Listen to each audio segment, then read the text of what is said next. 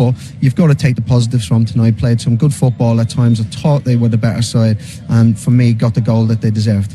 And you can see just walking out towards us there, Vitor Pereira, what a job he's done since taking over here. He's really steadied the ship. Coming for a chat. Vitor, Hi. Congratulations. Thank you for coming out to join us. Just tell us how you feel about a 1-0 result to take to Villa Park next. Very tough team, but I think we compete with them eyes on eyes, like I like to see, playing football, trying to score. They trying to score. Good game. We are enough time now. It's like it was when they came here in the Premier League just 18 days ago. How much did you enjoy that tactical battle against Unai Emery? Emery is a top manager, and he has been with this team for a long time. It's not. We are together for a short time, but in the end, was a good fight. I'm very competitive, and I like to. That's why I like to be here in Premier League, to compete with this kind of manager. But in the end, I have the honor or the privilege to be the manager of these boys, because they are fantastic group, spirit. Facing 4 managers in a season, and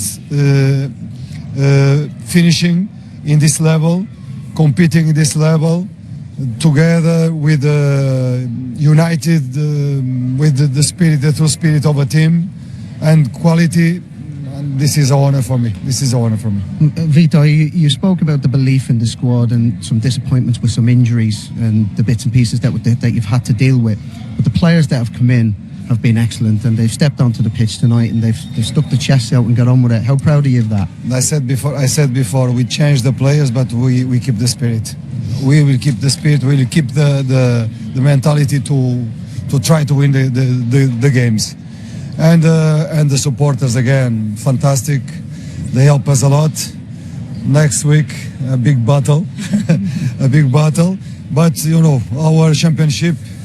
Our Champions League is next game against Chelsea. Vitor, when it was 1-0, was you tempted or cautious of going, do I go for the second? Do I go to defensive? Was you really caught in that mind? Because obviously it's another game. No, special because we start to have problems with Olaina. Yeah. And we don't have a lot of solutions. But when you put a young player and they came with a personality and play in this level, I'm very proud of my players, of everyone, just to keeping the spirit and to recover and be ready for Chelsea. Vitor, you've managed to disconnect the 2 key players for Villa, Rodgers and Watkins. Have you worked on it? Because every time they got the ball, you always have so many players around them. Yeah. Is it something that you've tried to implement? Yes, because the problem in the game against them, the last game that we play against them, was a lot of times they were 2 against 2, and 2 against 2 is not easy to control them. I ask my players, but we play with 4 against 4 and we cannot jump with the 2 midfielders, just 1 midfielder jumping. But I'm proud because we try to play in our way. Pressing higher when they build the play, trying to get the ball to score. If they come, we reorganize the team in a block, and I think tactically we did what we should. Do you think the transition was the most important? Because every time you lose the ball, your players were prepared to work back. Of course. To back up to make sure you're in shape. You are a manager, eh? No. I don't want to be a manager. I want to keep reading the game. Have you got a job for him? Yes, of course. Look, the transition of this team is very dangerous transition. If we have a gap between one line and the midfield line, this is the gap that they want to receive the ball, and when they go driving the ball against our defensive line is a big problem. Means that the moment two moments. The moment that when we win the ball and we cannot lose because they are very aggressive in this moment, and the moment that they come fast in transition. This is another moment that we need to control against them. Vitor, before this game, you went to visit the Brian Clough statue. I'm sure you really feel the history of this club all around you when you're here. How much did that inspire you coming into such a big occasion tonight? For me, is an honor to be manager in this club, to try to help my players to see the smile on the face of these people, of the supporters, and makes part of the Nottingham family with a manager that is in the memory of everyone. I think he still is our supporter there in the place that he is in this moment. Congratulations Thank you tonight. very much. Thank you very much for joining us, Vitor. Thank you. Thank you so much. Thank you. Thank you. Thank you. Well done. Thank you. Well done. This is the man who helped us a lot. It's a pleasure to have him with us. And Vitor Pereira there with the win. And actually, waiting in the wings there, Morgan Gibbs-White. We're doing a quick sub there, Morgan. Well Hi, done. you're right. Thank you very much for joining us. Congratulations. Vitor Pereira there, just talking about the Nottingham Forest family. How has he helped sort of build that unity and that family spirit here since he's been at the club? He's been a massive part of the success that we've recently had, in terms of his ideas, his tactics, and the way he believes football should be, with passion, with aggression and fight. And the boys show that. We've been showing that in our performances, and the atmosphere today was incredible, and the boys put on, I think, an incredible performance. What did you think of the overall performance? What pleased you all the most about it? I just feel like the control we had in the game. Even when they had the ball, we just felt that we were in control. Not comfortable, because obviously they have incredible talent and have a good threat. So, but no, with the ball we were calm, confident. Had a couple of chances where we could have went 1-0 up before. But delighted for Woody to score and it scores his penalty. But yeah, it's only half time, so there's a lot to do. The front four, you look like you're really enjoying playing together. You're drifting in off that left-hand side into the pockets where we know you love being. What's it like to play with them boys? Oh, it's incredible. I think having the two strikers up there sort of helps me and Amari out massively, because it leaves they have their two centre-backs isolated, and allows us to have the space to come inside and do what we need to do. And they just stay in the box and be that threat. You love playing with Woody. Obviously, you can see that you're looking for him all the time. So to have him back in the fold is brilliant for you. Yeah, he's been a massive miss for us this season, a massive miss. And fair play to him for coming back so early than probably what he should have. But no, he's been a credit for us since he's come back, and long may it continue. How did you feel when he stepped up to take that penalty? Because he hasn't missed one for 10 years. Was it never in doubt? No, never in doubt. Full confidence in him. 10 years. That's why he's our penalty taker. It's an incredible finish. Cool, calm, composed, and we know as a team we can rely on him when we need him, and it showed. And you need that against Emi Martinez, a penalty that good as well, because we saw how that special save that he made earlier from Igor Jesus as well, just what he can do. So it had to be something special. How has he saved that, by the way? How has he saved that? That was double save. I know. Double save. I know. Let's have a look. This is the one. Have you seen it? I haven't seen it back, no. It's very similar. He did one. Yes, and he won the save of the season for that last season. Last season, yeah. Igor gets good contact on it there, doesn't he? Yeah. Good reaction. I was screaming at Igor saying, how have you not scored? But it's all credit to the goalkeeper. It's a great save. Igor couldn't have done much more there, and fair play to Emi. It's a great save, but you can see on his face.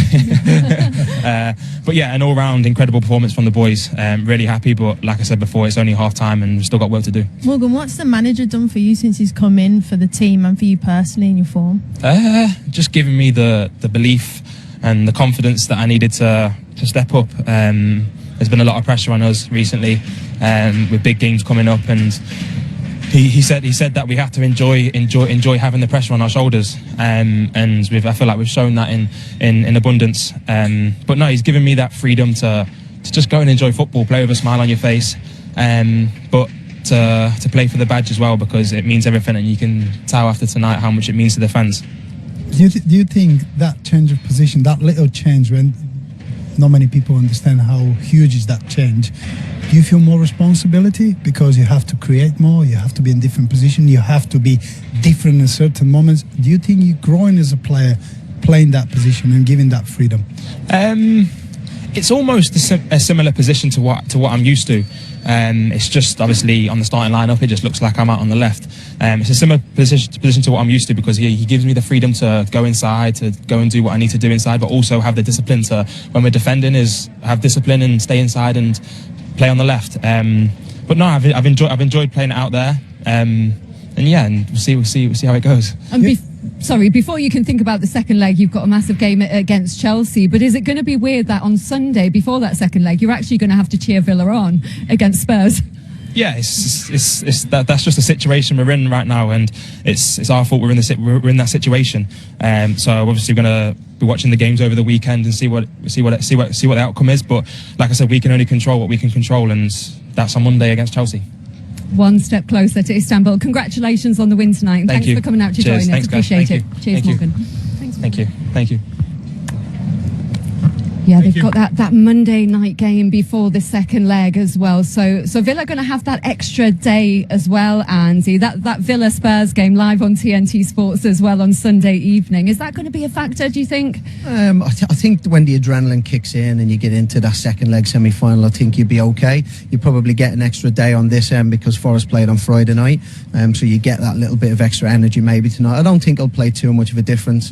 It'll make too much of a difference. I think when you go in, the adrenaline keeps you going. At this point of the season, all the boys are really, really fit. So I think it sets it up brilliantly well, I think, for the second leg. I think it's really finely balanced. You mentioned earlier on, Cillian, that you thought that Emery might be happy enough with this, you know, and I can see where you're coming from with that. I think going into that game, he'll think we can score a couple of goals. But Forest look dangerous on transition as well as Villa do. So could be in for a really interesting game next week. I think a lot of people felt coming into this that Emery would be happy with a draw, but how happy do you think he will be with a back-to-back 1-0 defeat and without scoring for 2 games in a row? It won't be a much concern. I don't think you have to motivate the players about a semi-final of the Europa League. They know the importance of the game.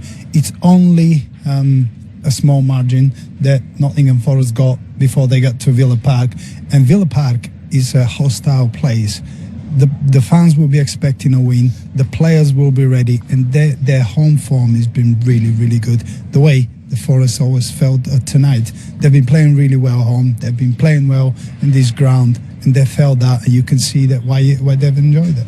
And the reason they go into that second leg 1-0 down is following that handball from Luca Dean Karen. What was he thinking? I don't know, and I think if we got him out here, he'd probably say the same thing. But I think he switched off, and he didn't know that Hutchinson was on his shoulder, and the ball came across, and then he absolutely panicked. I have no idea why his arms are up there.